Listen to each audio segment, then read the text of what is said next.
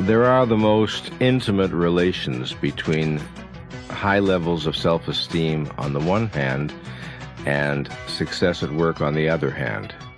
Now, I don't mean to imply that sometimes people with low self-esteem might not be neurotically driven to high levels of achievement, which does happen. The trouble is they rarely get really to enjoy their success. But generally speaking, it's very safe to say that the level of our self-esteem will impact how high we rise professionally. So let's try to understand why. If I have confidence in my ability to cope with the challenges of life, that alone will make me more likely to persevere when the going gets rough, because I believe in myself, therefore I don't give up at the first adversity. And also, that same level of confidence is likely to make me want more demanding challenges. In other words, I'll set my sights higher, whereas in contrast, if my level of self-trust intellectually or creatively is low, if I don't really have that high regard for my own mind, first of all, I can be knocked off very easily if I don't understand something or I try something and it fails. Disappointments can unnerve me and demoralize me, and I don't bounce back that well. And again, if I don't have that much confidence in my mind, I tend to want less demanding challenges. I tend to want easier tasks. I tend to look more for the familiar, the routine, the safe, rather than the stimulating and the exciting. But the world belongs, in terms of work, to those who set their goals high, those who set their sights high, and those who know how to stay in the ring and are able to stay in the ring even when the going gets rough. So that, obviously, if perseverance is important for success at work, and if high goals are important for success at work, then a mind that trusts itself is much more likely to generate those high goals and that perseverance than a mind that does not trust itself.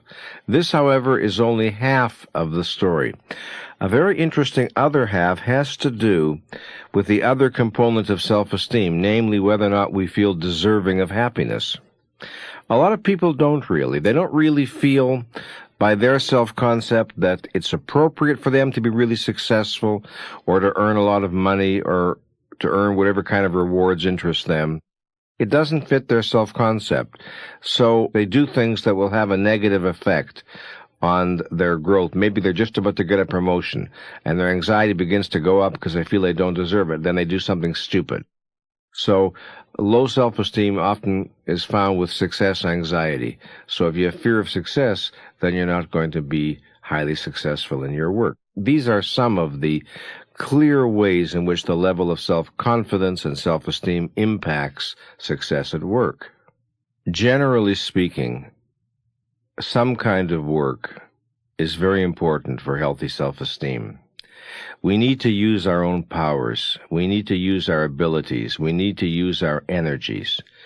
You see, it's not enough to tell people in general, live consciously. The consciousness has to be applied to something. You can't live consciously without using your thinking with regard to some worthwhile or productive goal. So if a person is able-bodied and able-minded, the natural course of things is that he or she is going to need to use their energies in some productive way. Some way, in other words, that contributes to human life as opposed to subverts human life, such as crime. And to find a work that to some extent matches your talents or your abilities, so that if you took a great brain and you gave him the job of elevator operator, it would probably be quite deadly psychologically. Whereas for another person of more modest brain power, it could be the ideal situation and perhaps his one and only chance to earn his own living. So what's very, very important is that we look for work whenever possible that really matches and relates to our abilities, our brain power, and of course our interests. And perhaps it's no longer necessary at this moment in history to say that all of these considerations, in my judgment, apply equally to women as to men, and that the tragedy of many women's lives is that they thought that work only meant work in the home. And of course, work in the home is work. Make no mistake about that. Anybody who's done it knows it. Just the same, studies show that a lot of women with a lot of brains who try to confine themselves to work that really doesn't tap what they've got inside them pay a painful price psychologically.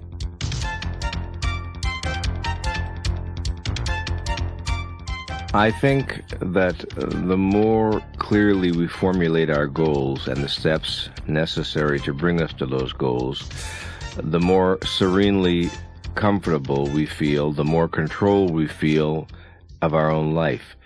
I relate this to living actively versus living passively.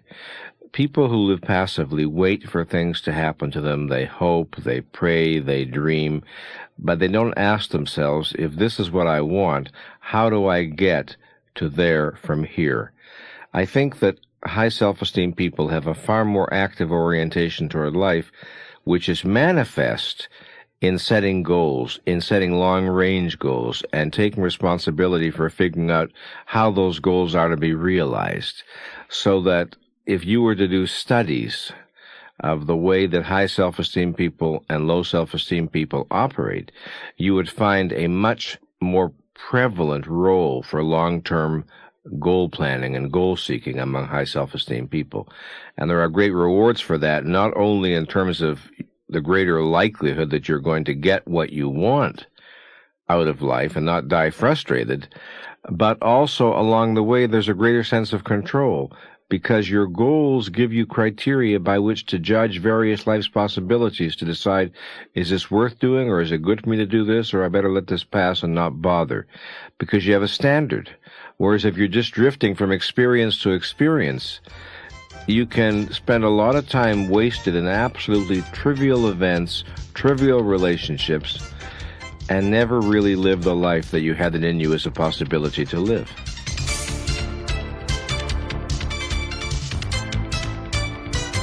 The concept of efficacy is essential to well-realized self-esteem. And efficacy, in the most general sense, pertains to the ability to get things done, to accomplish things. And in my writing and teaching, I make a very important distinction between what I call metaphysical efficacy and what I call particularized efficacy. And let me take the second instance first. If I learn how to ride a bicycle, or I learn how to speak French, or I learn how to read a balance sheet, those are examples of highly specific, therefore particularized forms of efficacy.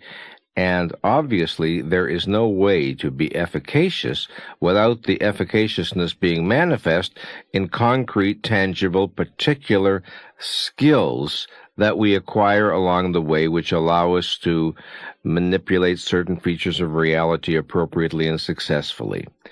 However, self-esteem doesn't really hang upon mastering any particular skills.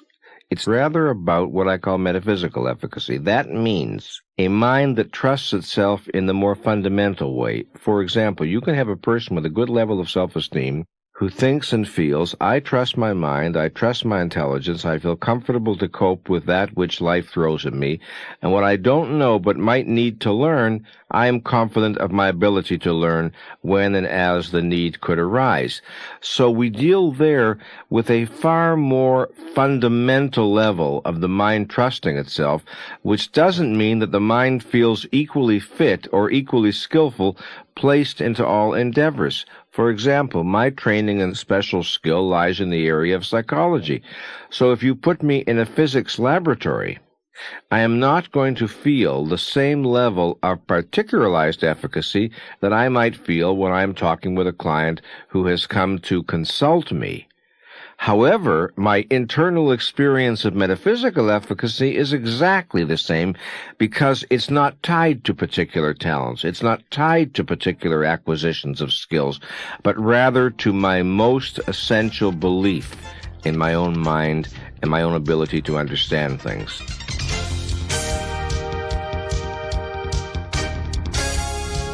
I have always been very work-oriented, and at the same time, love has always been very important to me.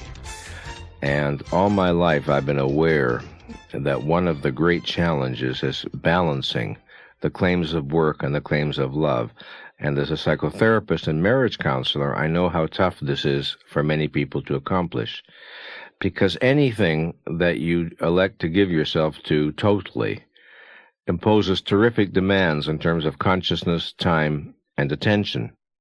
Now, in our culture, men are rewarded for committing to work, and they are not comparably rewarded for committing to a relationship. So that, for example, a man walks down the street and he meets a friend, and the friend says, "Hi, Bill, what have you been doing?" And Bill says, "I've been sleeping overnight at the office for the last week. We're on this project. I'm working 18 hours a day, and I'm really killing myself to get this particular project done on time." And the friend says, "Wow, that's terrific. Boy, you're really a hard-working guy, And the fellow gets a pat on the back. He's done something unusual. Now redo the scenario again. You meet him on the street, and you say, "Hi, Bill, what you been doing?" And Bill says, "You know what I did? I took off a week just to stay home with my wife and be with her and talk with her and go for walks with her and spend time with her." And the friend doesn't know what to say. There's kind of a long, dull silence because nothing in our culture recognizes that to be a virtue. It's not the kind of thing that men are typically applauded for. I mean, they're pretty unhappy when the marriages fall apart from neglect, but there's an imbalance, whereas women suffer from almost the reverse cultural problem. They get more rewards for relationship-oriented activities than they do for work or career-oriented activities. One of the consequences of this cultural confusion is that both men and women often have trouble balancing work and love. And men often feel guilty when they neglect work for love, and women often feel guilty when they neglect relationships for work. Now, there are some people who have a different problem entirely. They're not really interested in work, and there the problem of balance is entirely different. They haven't got a focus to their lives at all. They never knew what it meant. They never found out what it means to fall in love, either with a person or with a project or with an activity. And from my viewpoint, these people are sad because they have missed some of the most exciting meanings of being a human being and being alive on this earth. In my psychotherapy practice, I have many opportunities to counsel men and women who are imbalanced in favor of work, by which I mean whether or not you literally want to call them workaholics, they are quite driven in their preoccupation with work, and they tend not to give relationships, or for that matter, leisure or play, the time it needs legitimately in a well-balanced life. And sometimes the reasons have to do with anxiety, have to do with fear that they're not going to achieve the success they want, and therefore they dare not spare energy for anything else. Sometimes the problems have to do with fear of intimacy, fear of being close to anyone, fear of leisure time because they're afraid of their own blocked or repressed feelings and emotions that might begin to surface, and then they'd have to deal with them. I generally urge men and women who seem to suffer from this problem to consciously and cold-bloodedly spend the time away and find out what happens. I will say, go away for the weekend, see if you are able to spend time with your partner, and observe what happens. If you become nervous or agitated or anxious, share those feelings. Talk about that. Or make yourself take a holiday and find out what happens. Treat it like a scientific experiment. See what you might learn about yourself, because I'll tell you something interesting. A significant number of people, if you tell them, "I want you, as a scientific experiment, to take your spouse or go with your spouse on a vacation or go away alone on a vacation or do something for leisure," are shocked to discover that they enjoy it. It's almost as if they're waiting for someone to give them permission, as if they had some moral duty. The only time they felt virtuous is when they were at work. So they're grateful that the psychotherapist tells them, "Now then, I want you as a project to take some time off." Sooner or later, people who don't feel empty, feel what's it all about, What am I killing myself for? Feel unrewarded. I say this as a person who loves work, who works a great deal. No one has anything to tell me about what it means to be enthusiastic about working. But at the same time, I'm very much aware that even to do our best work, we need time off from it. We need rest. We need leisure. We need recreation. We need the nurturing and the excitement that comes from a good relationship. And when we don't have them, we really miss a great, great deal. And what I like to encourage people to do is to experiment with more non-work activities and to simply observe what happens, what they feel, what it's like. Do they like it? Do they not like it? What comes up for them if they don't like it? And sometimes they realize how much they might need to deal with within themselves that they've been sitting on or blocking that rises up to confront them just as soon as they lift their head from the grindstone.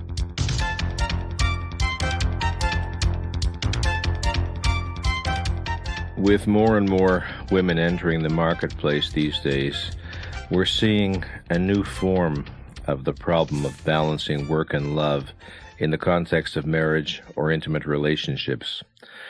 Let's say a young man and a young woman meet and fall in love, and they're both career-oriented. Questions obviously arise about the relative importance of the two careers. What happens if the career of one of them requires a move to another city? How does that affect the work of the other? Where the children fit into this? And I think it's very self-deceiving and deceiving of others to suggest that these are not very formidable problems.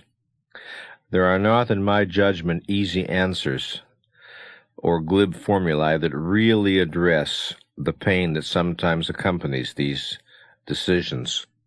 The first thing when I'm counseling people who are not yet married, the first thing that I ask them to do is to close their eyes and have a kind of fantasy, to project and to imagine and to see how each of them pictures their life together 5 years in the future.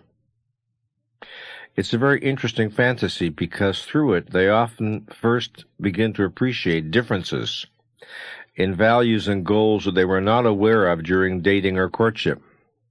They may have very different pictures of where they'd like life to be in 5 years, and it's infinitely better to know that before the wedding than afterward. And, for example, the question might be, let's discuss if either of them is in an occupation where it could happen that he or she might be asked to relocate to another city. Policies for dealing with that need to be formulated. When you get married, let's say, you don't kind of enter into a hermetically sealed womb where everything is safe from now on. You're sharing a journey filled with risks, adventures, hazards, problems, and you're going to do your best to support each other through this process. But it is a challenging, often difficult, sometimes frightening journey, and the more realistic one is about all of that, the better chance one has of both people ending up together and reasonably happy 5 or 10 or 15 years down the line. Part of the problem is complicated by the fact that culturally there is a tendency to evaluate the woman's work as less important than the man's. And that, of course, has to be challenged. The idea that somehow man's work is automatically deserving of more respect than woman's is nonsense. And I think a time will come when more and more people will see that this is nonsense. And if I were a woman, I would certainly want to be clear that my future mate and I had more or less the same perspective on the value of male and female work prior to the wedding. Children introduce still another complication, because suppose that a woman takes time off from work, and after 2 or 3 years, after the children are born 2 or 3 years old, the woman decides to go back to work, and sometimes then the husband resents it and feels, no, I wish you would stay home more with the children. These are real conflicts. They need negotiating. Sometimes the couple may want to consult a counselor. Neither I nor anyone else here or in any other context could spell out, now here is the formula, and if you just apply this formula, you will know exactly what to do when those problems arise for you. This is nonsense, because the solution that might be ideal for one couple would not work at all for another. Solutions here need to be custom made, not acquired off the rack. I cannot say, here is what you should do. The husband should always subordinate to the wife. The wife should always subordinate to the husband. Nonsense. You should have children. You shouldn't have children. You should always move where the other spouse wants to move. You should never move where the other spouse wants to move. No one can give advice of that kind. Life is complicated. The more choices we have, the more decisions life asks us to make, the more possibilities for happiness there are, and the more possibilities for disaster there are.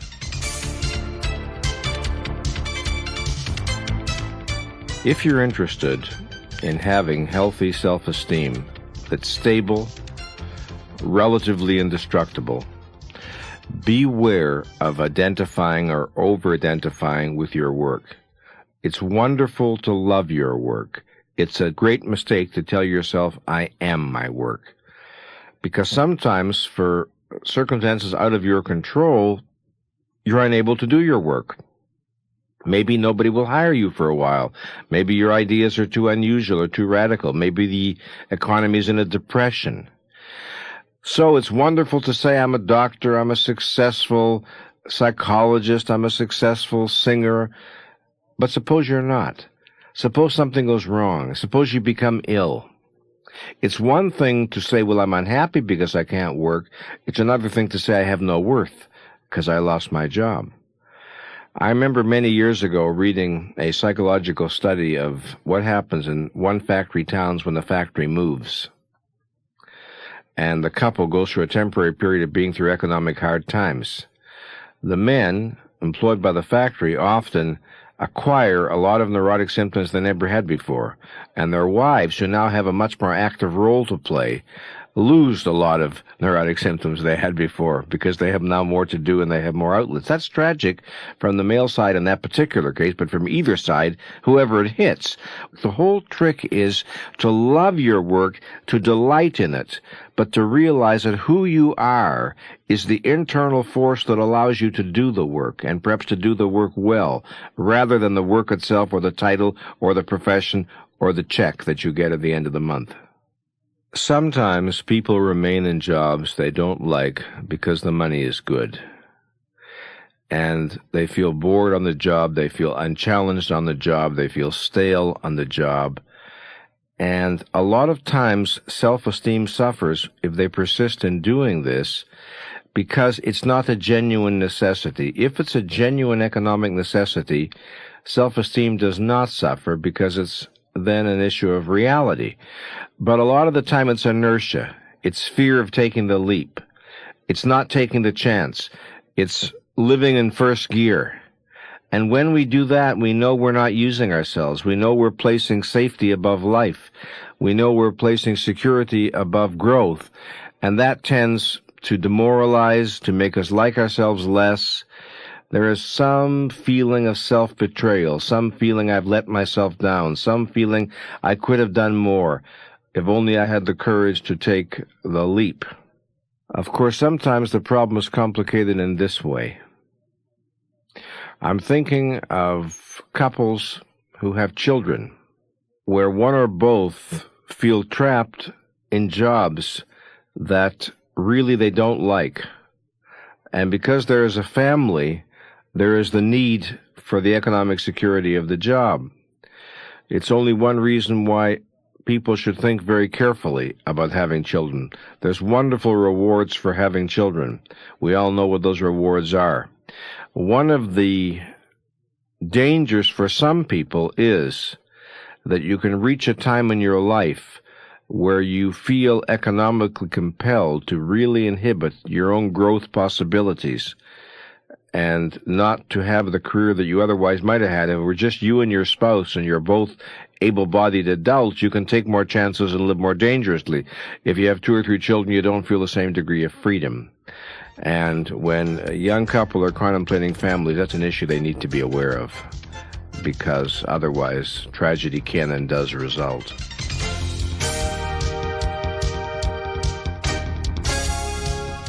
The lower our self-esteem, generally speaking, the lower the level of our moral conscientiousness. Why fight to preserve an integrity we already feel we've lost? Why fight to preserve a sense of virtue we don't feel we had in the first place? So that low self-esteem people are far more likely to behave unethically on the job than high self-esteem people. What complicates the picture still further today, however, is that there is so much wide-scale, publicly known corruption among leaders, politicians, so much crime, so much office theft, so much embezzlement, so much petty chiseling, so much disillusionment with the moral state of the world, that most people are not independent enough to preserve their own standards or their own personal criteria of integrity when they feel other people are often so unscrupulous. So what makes the situation tough today is this: if we were living at a time when the general standards of public morality were higher, it would be easier for even low self-esteem people to behave more ethically on the job. But the time when just about everybody and his brother looks like a liar or a crook or both, it requires a far higher degree of autonomy, of self-sufficiency, of independence, to remain moral, to remain honest, than it might at a more civilized moment in history.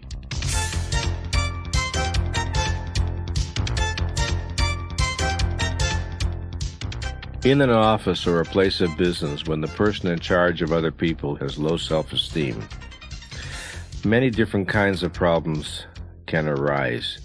For one thing, people who don't respect themselves tend to treat other people with disrespect, tend to treat other people rather shabbily, and that's bad for the morale of the office and bad for the productivity of the office.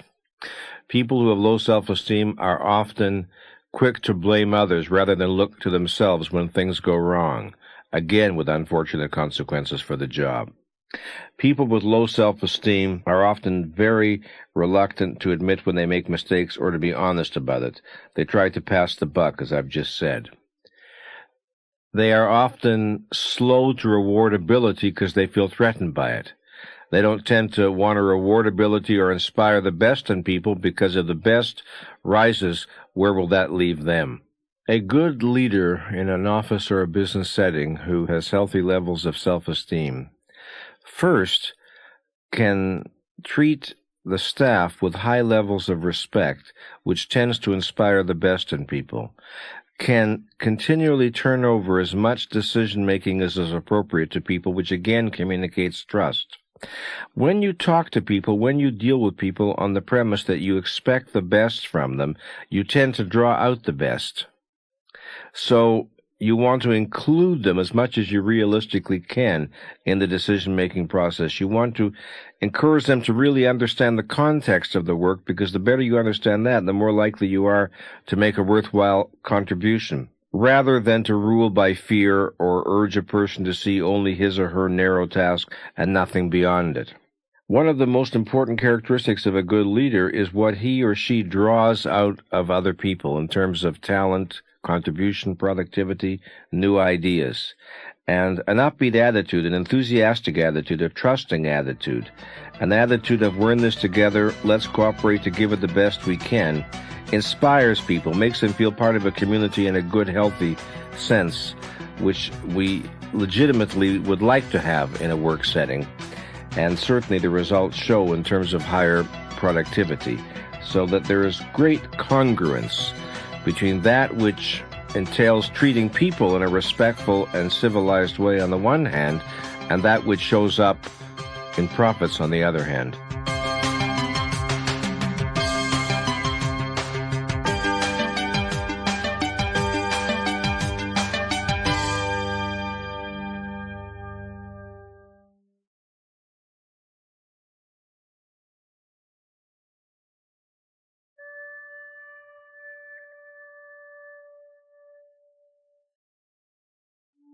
In my view of life, one of the great rewards of being human is the possibility of romantic love.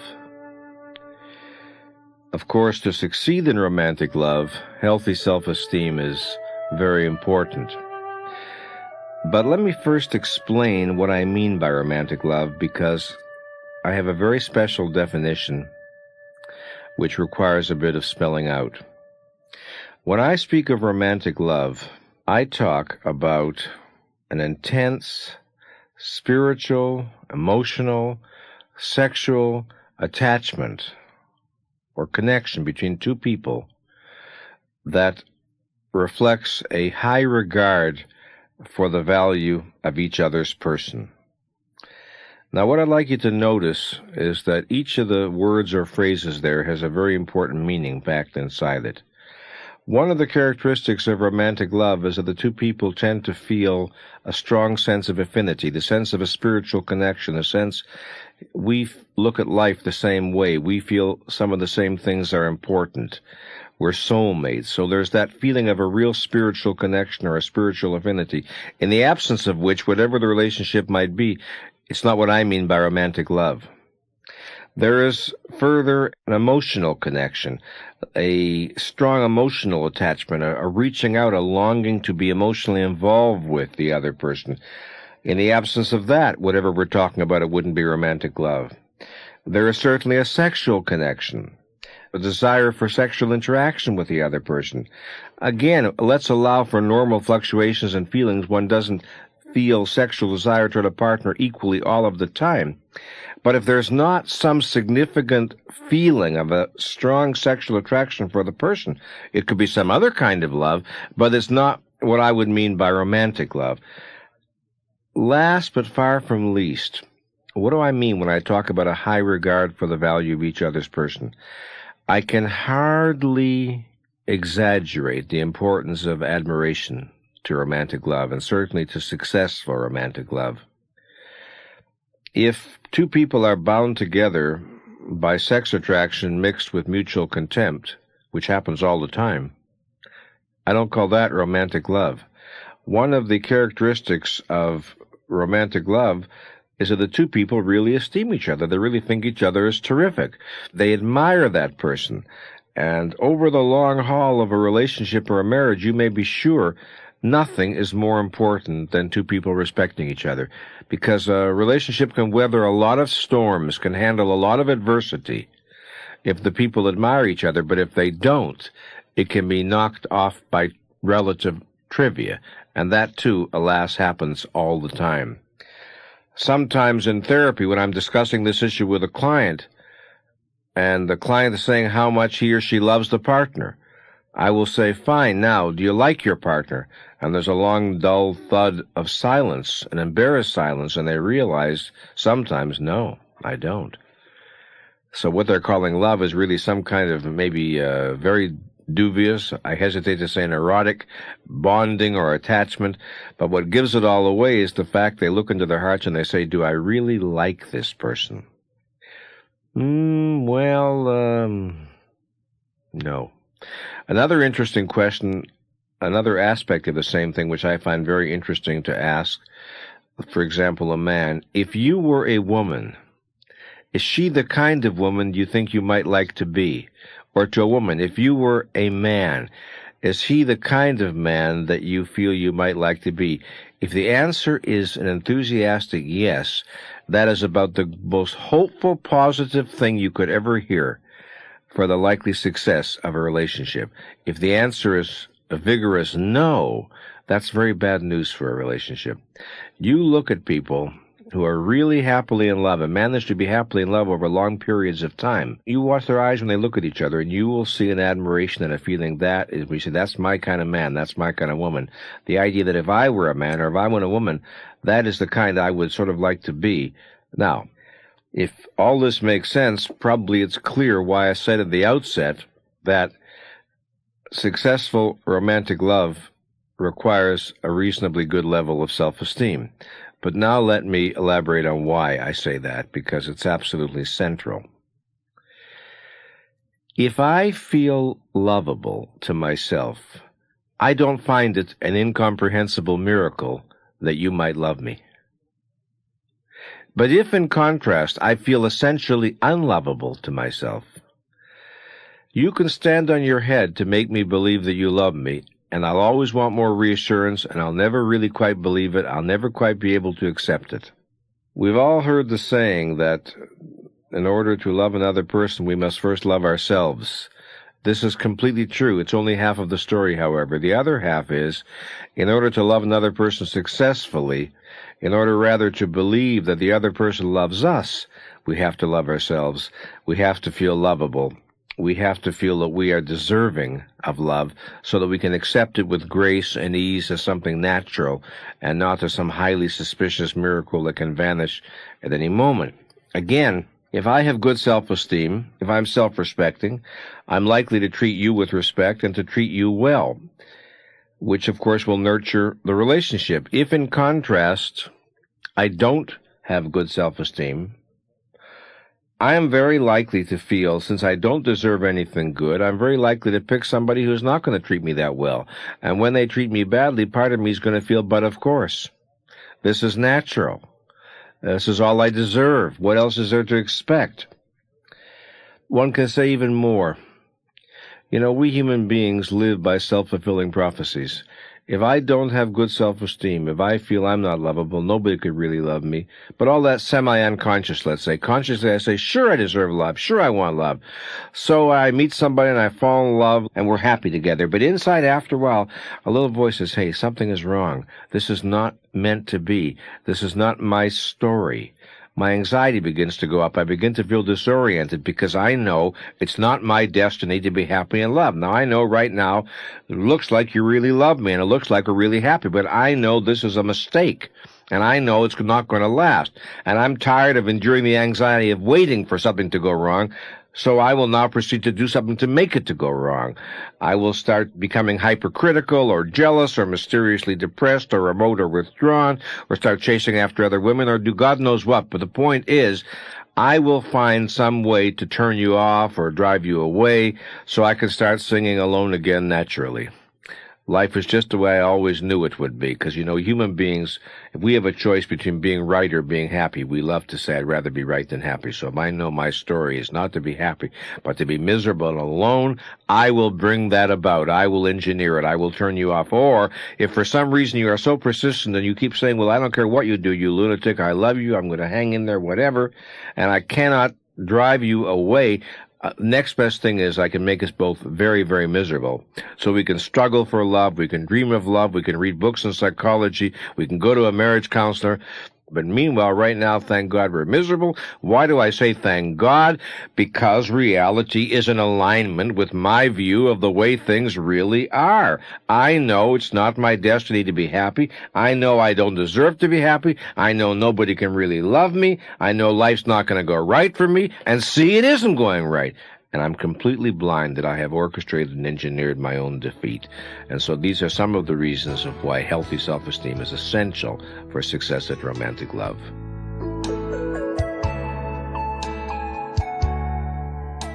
A question I'm often asked is, can being in love help self-esteem? And that's a complicated issue. If we are alone and we would like to be in love, we're not likely to be as happy as we would be if we had a good romantic relationship. True enough. But other things being equal, most of us are happier if we're in a good love relationship than if we are not.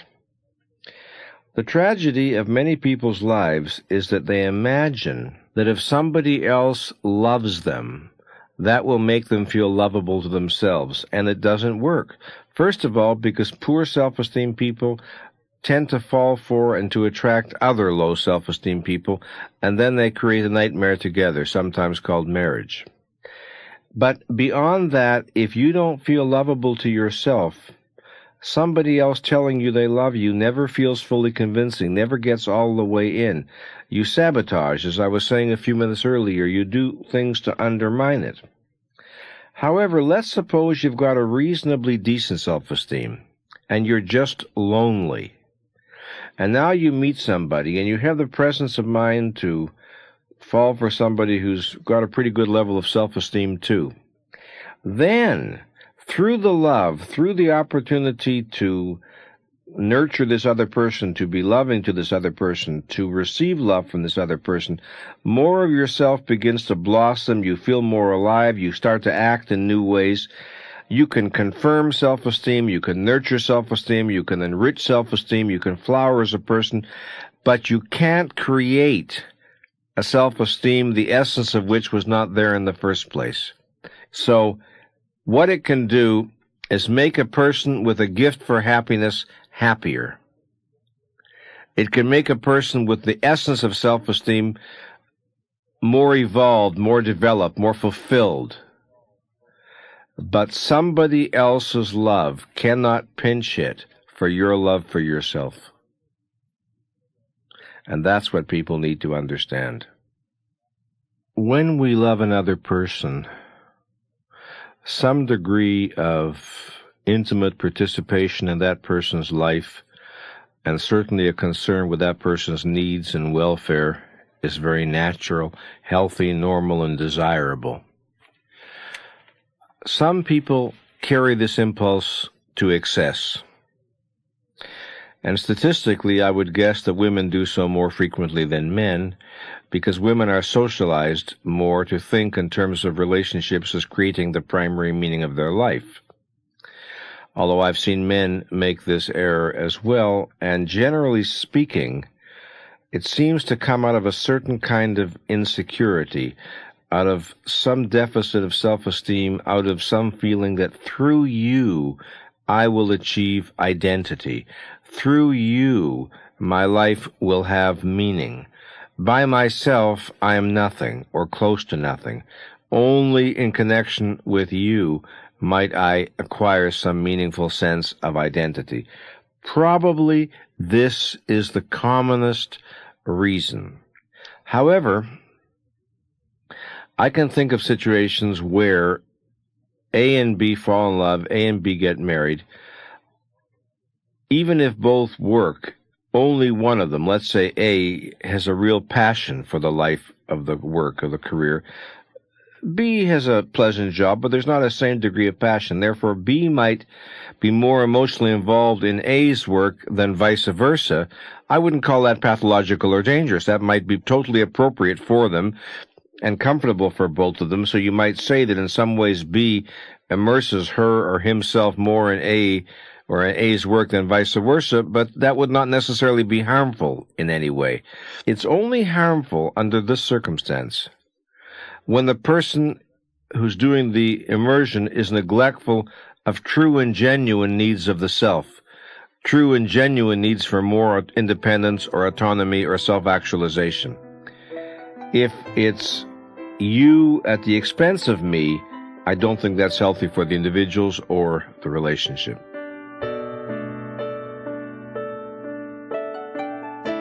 We hear a lot today about fear of commitment as part of the problem of fear of love. I'll never forget some years ago, I was on promotional tour for a book of mine called The Psychology of Romantic Love. And I was being interviewed by a 28-year-old newspaper reporter. And she said to me, "Dr. Brandon, I am kind of fascinated that a man in his 50s is talking so enthusiastically about romantic love. Doesn't it scare you? I," she said, "would be so scared to fall in love all the way or to commit myself to one person." And I said, "Why?" And she said, "Suppose it didn't work. Suppose he left me. Suppose I got hurt." I recall being stunned because of the youth of the person asking me the question. And of course, it says something right away about commitment. It says fear of commitment is placing the fear of disappointment above the possibility of joy, the fear of hurt above the possibility of happiness. Sometimes this happens. A lot of us grew up. We saw our parents have an unhappy marriage. We saw most people's marriage fail. Maybe we ourselves got hurt during our younger years, and we said two calamitous, dreadful, dreadful words to ourselves: never again. Two of the saddest words in the language. So life now becomes about not being hurt rather than about living. The greatest challenge to human beings in the universe is the challenge to stay vulnerable, the challenge to stay open to the possibilities of life, the challenge to retain the ability to be excited about the possibilities of life, because all of us get hurt. All of us get knocked on our back a number of times in the process of growing. All of us get banged up. All of us get betrayed somehow, somewhere by someone. Some of us far worse than others, obviously. And the real test, for me, of our humanity, the toughest test any of us will ever have on this planet, is, can I stay open to life? Can I retain my excitement even when I've been hurt a lot or disappointed a lot? The fear of disappointment, the fear of hurt, the fear of pain, the fear of rejection, reasons, of course, of the fear of commitment, except for one other motive, which I'll mention as a kind of postscript. A number of people have unconscious death anxiety. That is to say, an unconscious fear of death or dying that they have never dealt with. And one of the forms it can take in their life is a fear of growing up or the fear of being an adult, on the premise that if I remain a child, I can't die. Grown-ups die, not children. Almost as if I don't commit myself to anything, a work, a person, a cause, my life hasn't officially begun yet. So the clock has not yet begun to tick until I'm ready to say, this is it. So sometimes the treatment for fear of commitment is helping a person cope with his or her unrecognized death anxiety.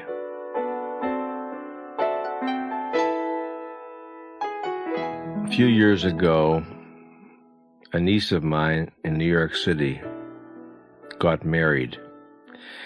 And at the party following the ceremony, she stopped by me and she said, well, Unc, do you have any words of advice on what it takes to have a happy marriage? I thought, what could I say in the middle of a wedding party? It had to be a pretty good one-liner, no time for a lecture.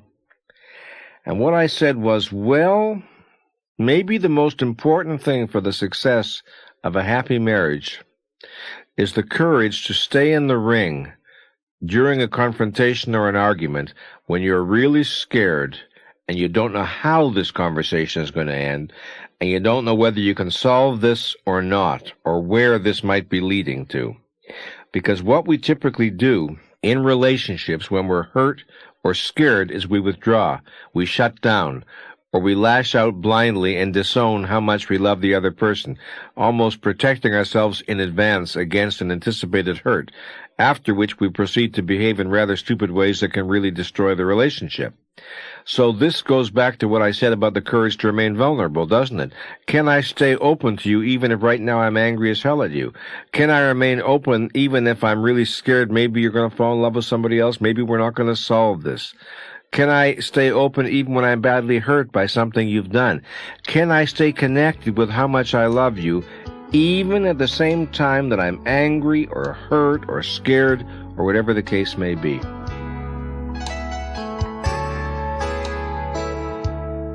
Having counseled couples for 3 decades now, and having, as I said, written several books on relationships, I've always been very interested in the question of whether or not there are particular behaviors that we tend to see among couples who have managed to stay happily in love or married for long periods of time that might differentiate from the behavior of couples whose relationships flounder. And there are some behaviors that do tend to be different. And you find these pretty consistently. For example, we find that couples who remain happily in love over long periods of time are likely far above the average to tell each other that they love each other, or some verbal equivalent. Or again, couples who manage to remain happily in love for long periods of time tend to convey a fair amount of non-sexual affection in addition to sexual. They tend to be affectionate, physically nurturing, with stroking, with patting, with fetching a blanket, with fetching a cup of tea unasked.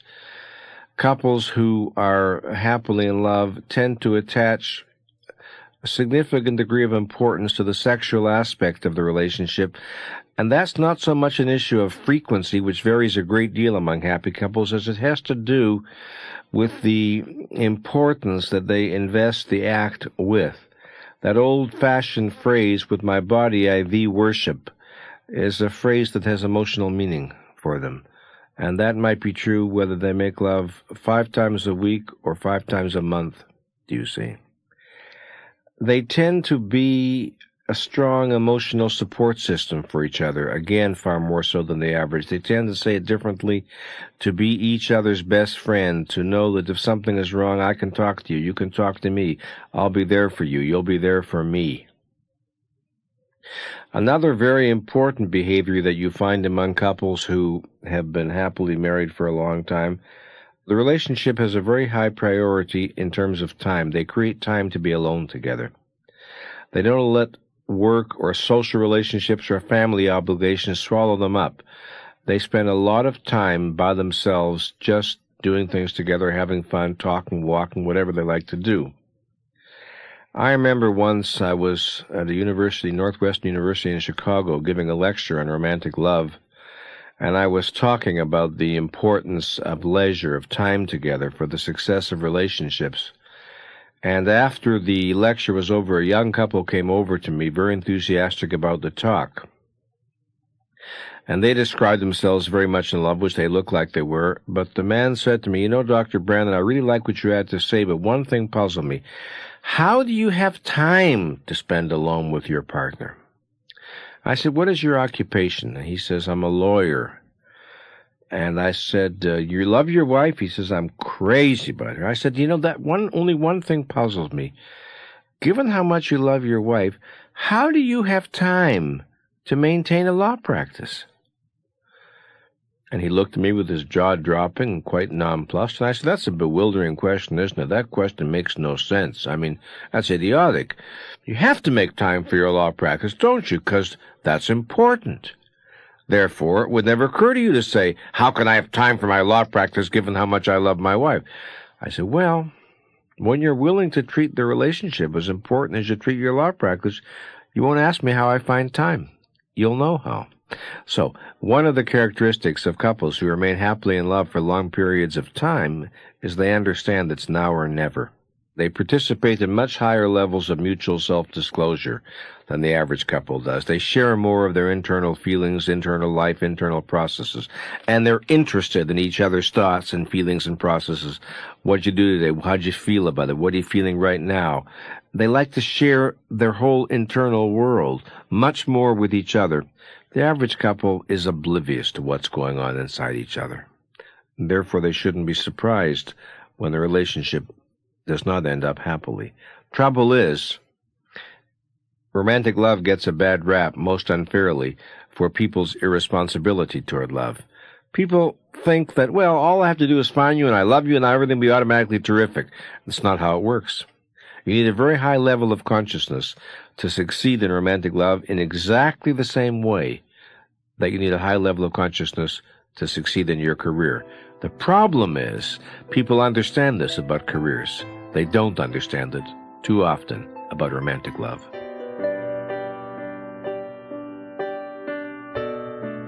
When a couple in love decides to have a child, it's really important that each understands that new challenges have now entered the relationship and new potential sources of strain for romantic love.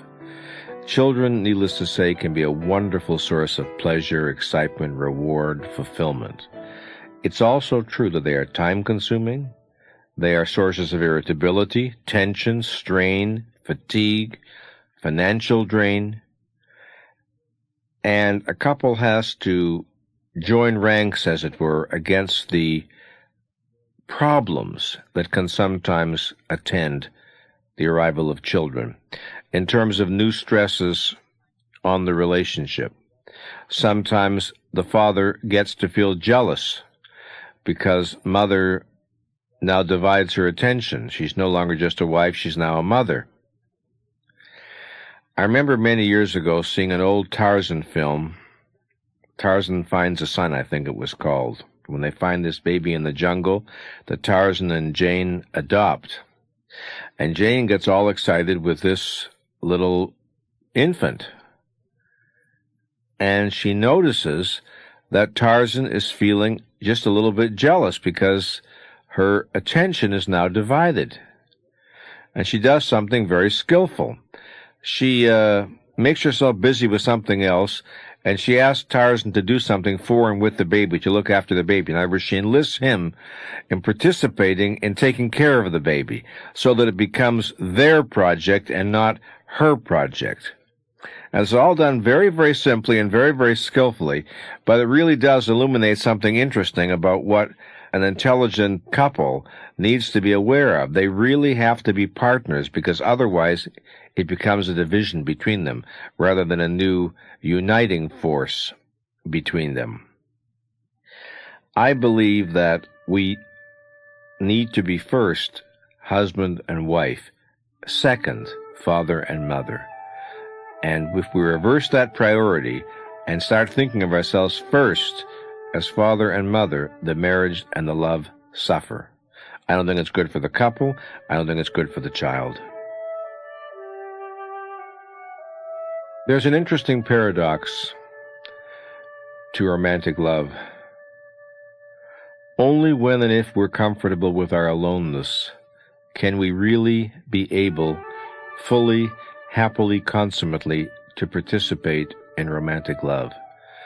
We're led here again back to the supreme importance of self-esteem for happiness.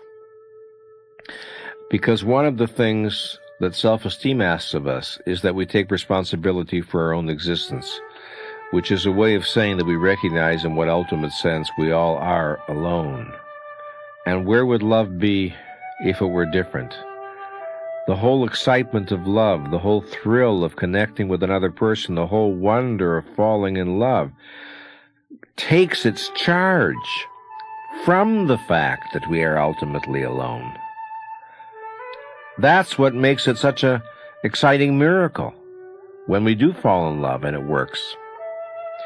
But if I'm fighting my own aloneness, if I'm fearful of the responsibility of individual identity, if I try to merge with you when I have no real self of my own, I will be over-dependent, I will be emotionally parasitical, I will be exploitative. In the popular parlance, I'll be a drag.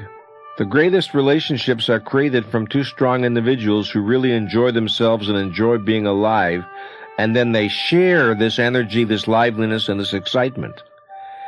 Two vacuums cannot join to create a great love affair. That's the bottom line. First, there is a self.